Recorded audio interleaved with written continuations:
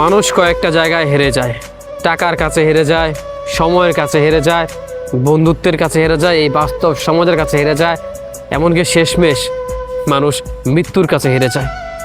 জীবনে মাঝে মাঝে এমন কিছু পরাজয় আসে যেগুলো কখনো মানিয়ে নেওয়া সম্ভব হয় না, তবুও মানিয়ে নিতে হয়।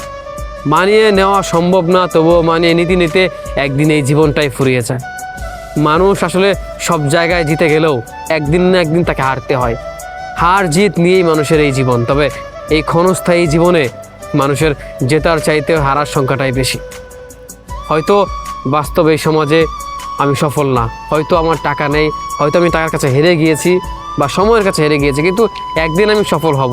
কিন্তু তারপর আমি আমার এই পুরো জীবনটার কাছে হেরে যাব, মৃত্যুর কাছে আমি হেরে যাব। একদিন মৃত্যু এসে এই সব কিছুই আমাকে ভুলিয়ে দিবে। হয়তো সেদিন আমার কোনো অস্তিত্বই থাকবে না।